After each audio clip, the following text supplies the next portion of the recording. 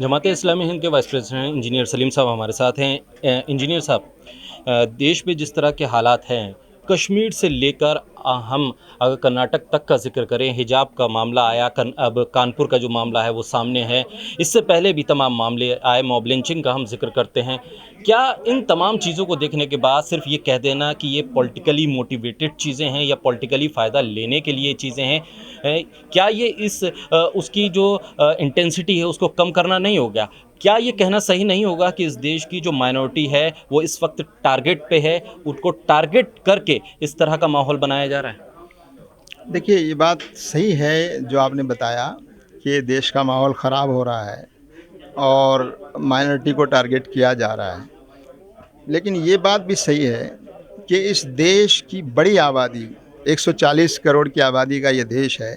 इस देश की बड़ी आबादी नफ़रत को पसंद नहीं करती। इस देश की बड़ी आबादी समाज में इस तरह के बँटवारे को पसंद नहीं करती।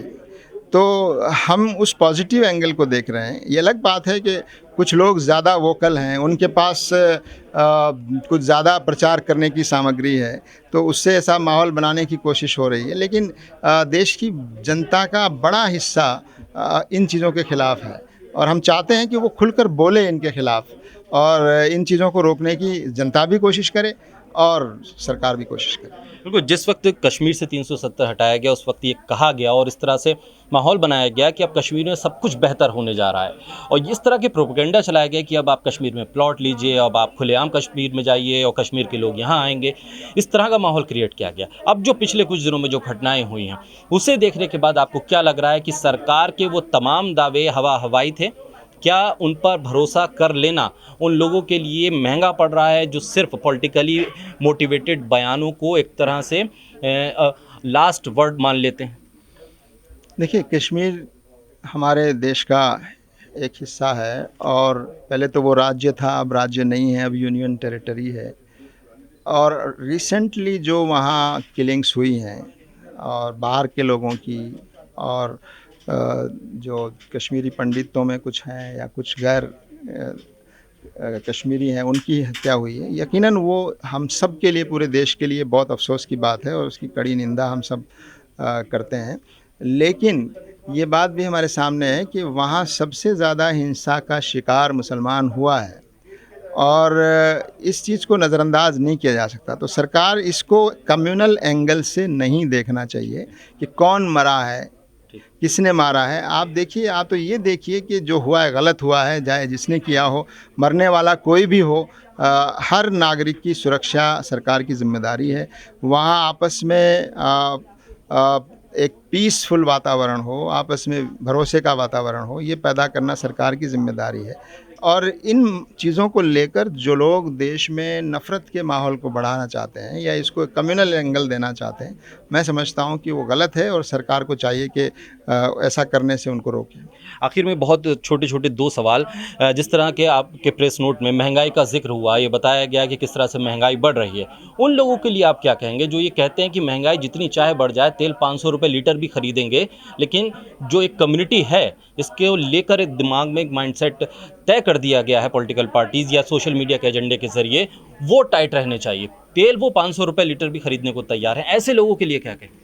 देखिए, अफ़सोस है ऐसे लोगों की सोच पर हमें, लेकिन खुशी इस बात की है कि ऐसे लोगों की संख्या बहुत ज़्यादा नहीं है। लेकिन अफ़सोस इस बात का है फिर कि ऐसे लोगों की बातों को ज़्यादा प्रचारित किया जाता है, ज़्यादा दिखाया जाता है।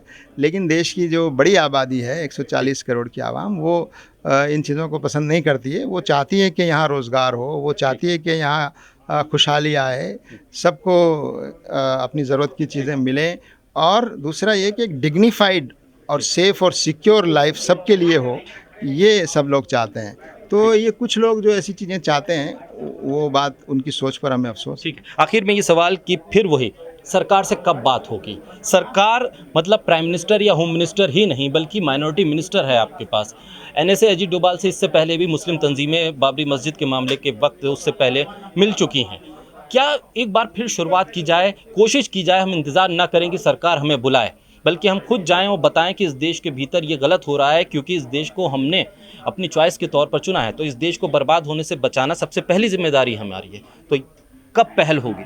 देखिए, पहली बात तो ये है कि सरकार में जो लोग हैं वो जनता से अलग नहीं हैं।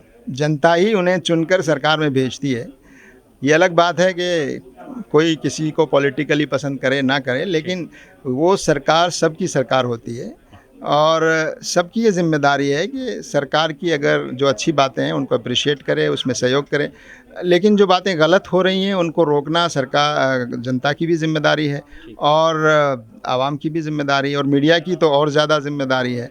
तो हम ये समझते हैं कि बातचीत या आपस में मिलना ही कोई शर्त नहीं है। ठीक। बात ये है कि जो हम चाहते हैं वो उन तक कन्वे हो रहा है कि नहीं हो रहा है, बात पहुंच रही है कि नहीं पहुंच रही है। तो जाहिर है हम तो अपनी पूरी कोशिश कर रहे हैं पहुंचाने की। अब अगर सरकार को लगता है कि हम जो सोच रहे हैं वो गलत है या हम जो सोच रहे हैं वो ठीक नहीं है, तो सरकार को चाहिए कि वो बैठ के बात करे कि भाई आप जैसा सोच रहे हैं वैसा नहीं है, आप जो समझ रहे हैं वो ठीक नहीं है। तो हम तो बैठने बात करने समझने के लिए तैयार हैं, लेकिन बातचीत और मुलाकात जो है वो फ्रूटफुल होनी चाहिए, किसी गंभीर विषय पर बात होनी चाहिए।